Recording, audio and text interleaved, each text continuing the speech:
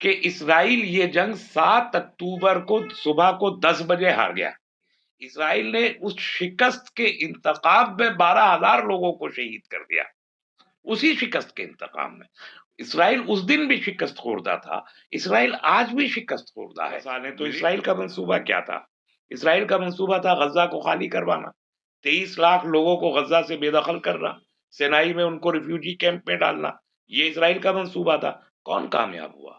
اسرائیل کامیاب ہوا یا حماس کامیاب؟ ملٹری اس کو ڈیفیٹ ہوا ہے، ڈپلومیٹیکلی اس کو ڈیفیٹ ہوا ہے، پولیٹیکلی اس کو ڈیفیٹ ہوا ہے، اور ورلڈ اوپینین میں بھی اس کو ڈیفیٹ ہوا ہے. امریکہ اس کے ساتھ کھڑا ہوا ہے، یورپین یونین کی سرکاریں اس کے ساتھ کھڑی ہیں، پورا میڈیا کا پروپیگنڈا ان کی حمایت میں ہو رہا ہے. Everything looks to be in favour of Israel, لیکن اسرائیل کو کوئی سپورٹ نہیں مل رہا. وہ صرف بلیک میلنگ پر اترا ہے. وہ امریکہ کو بھی بلیک میل کر رہا ہے، وہ یورپین یونین کو بھی بلیک میل کر رہا ہے، وہ پیسے مانگ رہا ہے، وہ گائی کر رہا ہے، پھروتی کے پیسے مانگ رہا ہے. وہ ایکسٹورشنسٹ بن گیا ہے اسرائیل. اب جو $50 بلین وہ امریکہ سے مانگ رہا ہے، یہ کیا ایکسٹورشن ہے؟ جو سابق وزیر اعظم تھے غزہ کے، اور خالد مشعل جو ان کے تمام عالمی امور کے نگراں ہیں، وہ اور ان کے ساتھ میں سی آئی اے کا چیف اور موساد کا چیف ایک ٹیبل پر بیٹھے ہیں، اور درمیان میں قطر کے وزیر اعظم بیٹھے ہیں. کیا آپ اسے حماس کی کامیابی نہیں سمجھتے؟ اسرائیل یہ کہہ رہا تھا کہ ہم حماس کا نام و نشان مٹا دیں گے. جس اسرائیل نے کہا کہ ISIS سے زیادہ خطرناک حماس ہے، اس اسرائیل کے اور اس امریکہ کے سیکیورٹی کے انچارجز اگر اسی حماس کے سربراہان کے ساتھ بیٹھے ہوئے ہیں تو یہ کس کی کامیابی ہے؟ اور بات کیا کر رہے ہیں؟ بات یہ کر رہے ہیں کہ آپ ہمارے قیدی چھوڑ دیجئے، ہم جنگ بندی کر دیں گے، ہم آپ کے قیدی چھوڑ دیں گے. یہی تو بات کر رہے ہیں. تو سیز فائر کا فارمولا یہ ہے کہ آپ ہمارے قیدی چھوڑیے، ہم آپ کے قیدی بھی چھوڑیں گے اور سیز فائر بھی کریں گے. تو کامیاب کون ہے؟ حماس کامیاب ہے یا اسرائیل کامیاب ہے؟ اگر آپ اس کامیابی کا پیمانہ یہ بناتے ہیں کہ 12,000 فلسطینیوں کی شہادت ہوئی، 5-6 ہزار کے قریب بچے شہید ہوئے، باقی خواتین وہاں شہید ہوئی ہیں، تو کیا یہ اسرائیل کی کامیابی کا پیمانہ ہو سکتا ہے؟ کیونکہ 1948 میں جو عرب اور اسرائیل کی جنگ ہوئی تھی، اس میں بھی ہزار لوگ شہید ہوئے تھے. 7.5 لاکھ لوگوں نے اپنا گھر چھوڑا تھا، باہر نکلے تھے. 57 کی جنگ میں بھی ہزاروں لوگ شہید ہوئے تھے اور لاکھوں نے گھر چھوڑا تھا. ابھی گھر نہیں چھوڑا ہے کسی نے. ابھی اگر آپ 1992 میں اوسلو ایکارڈ کے بعد سے دیکھیں تو 30 سال میں 1 لاکھ فلسطینی شہید ہوئے ہیں. یہ کبھی 10، کبھی 20، کبھی 100، کبھی 1000، کبھی 2006، کبھی 2012، کبھی 2014 میں یہ جو اسکرمیشز ہوئے، کبھی حزب اللہ کے ساتھ، کبھی حماس کے ساتھ، یا کبھی اور اسرائیلی گروپس کے ساتھ میں ہوئے. 1 لاکھ کے قریب لوگ، اس میں بھی 30,000 بچے تھے. اس میں بھی آج تو پورا کا پورا فلسطین مہاجر کی زندگی گزار رہا ہے. اور یہاں بھی انہوں نے یہ طے کیا اور یہ اعلان کیا، پہلے کہا کہ انہوں نے نارتھ غزہ کے لوگ ساؤتھ غزہ چلے جائیں، مصر پہ دباؤ ڈالا، سینائی کا ریگستان کھول دیں اور وہاں پر ان کو بسا لیں. تو اسرائیل کا منصوبہ کیا تھا؟ اسرائیل کا منصوبہ تھا غزہ کو خالی کروانا، 23 لاکھ لوگوں کو غزہ سے بے دخل کرنا، سینائی میں ان کو ریفیوجی کیمپ میں ڈالنا. یہ اسرائیل کا منصوبہ تھا. کون کامیاب ہوا؟ اسرائیل کامیاب ہوا یا حماس کامیاب ہوا؟ کوئی نہیں گیا رفح کراس کر کے مصر میں پناہ لینے کے لیے.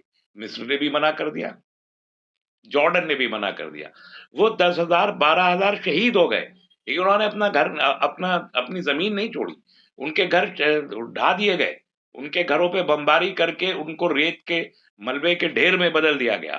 وہ اوپن، اب سردی کا موسم شروع ہو گیا ہے، وہ اوپن میں ٹینٹوں میں رہ رہے ہیں. ان کے پاس بجلی نہیں ہے، ان کے پاس پانی نہیں ہے.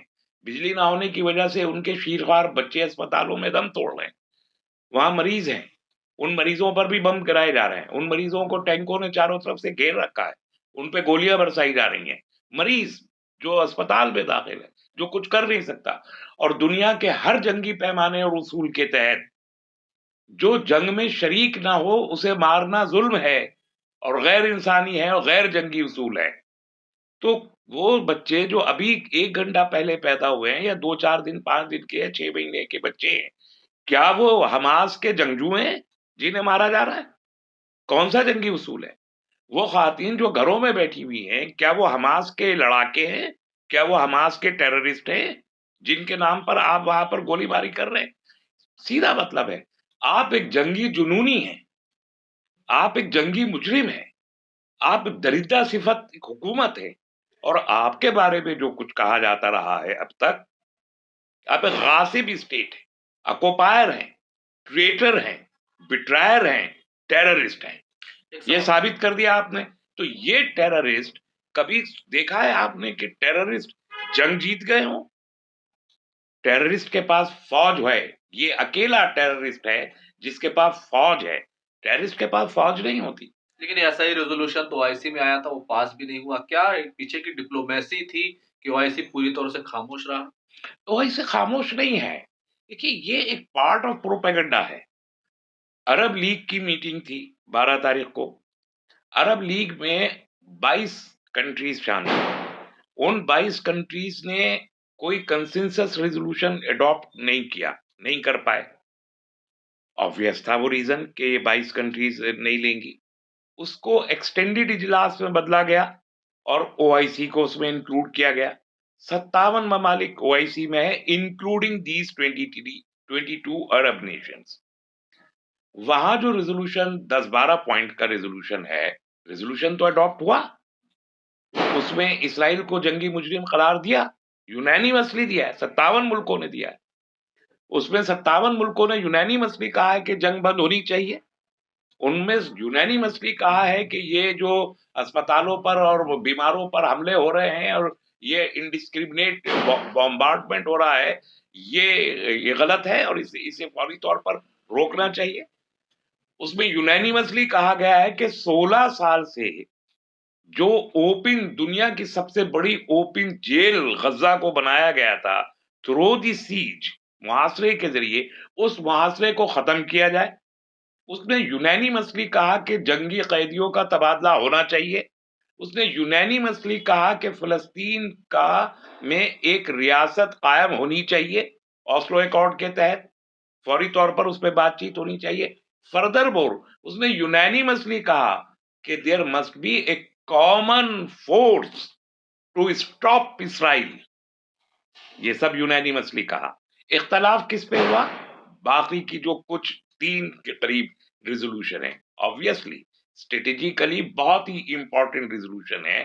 مثلا اسرائیل کا diplomatic boycott, economic boycott, oil ان کو نہ دینا, اور چوتھا کہ عرب کی زمینوں پر امریکہ کے جو ملٹری انسٹالیشن ہیں جن کے ذریعے اسرائیل پر حملے کو ناکام بنایا جاتا ہے, ان کو ہٹایا جائے. یہ 4 ریزولوشن ہیں جس پہ اتفاق نہیں, باقی سب پہ ہوا. تو یہ 4 ریزولوشنز میں ہم یہ مانتے ہیں کہ ایز این OIC یہ کنسنسس نہیں ہوا. لیکن جو, اور اس میں کتنے 6-7 ممالک ہیں جنہوں نے نہیں کیا. سعودی عرب نے نہیں کیا, UAE نے نہیں کیا, بحرین نے نہیں کیا, ایجپٹ نے نہیں کیا, جارڈن نے نہیں کیا, آپ کے سوڈان نے نہیں کیا, جبوتی نے نہیں کیا, اور ایک آدھ اور عرب افریقی نیشن اس نے نہیں کیا. باقی کے 50 کے قریب 48 یا 50 ممالک نے تو کیا نا. یہ ممالک انڈیویجولی بھی اگر یہی ریزولوشن پہ عمل درآمد کر لیتے ہیں, اور کچھ نے شروع بھی کر دیا ہے, تو ابھی بہت ہے. 100% تو کنسنسس اسرائیل کے ساتھ جو لوگ ہیں ان کا بھی نہیں ہے. جو ووٹ ابھی یونائٹڈ نیشنز میں ہوا اس میں سے 5 ملکوں نے اسرائیل کی حمایت کی, باقی 193 ملکوں نے نہیں کی.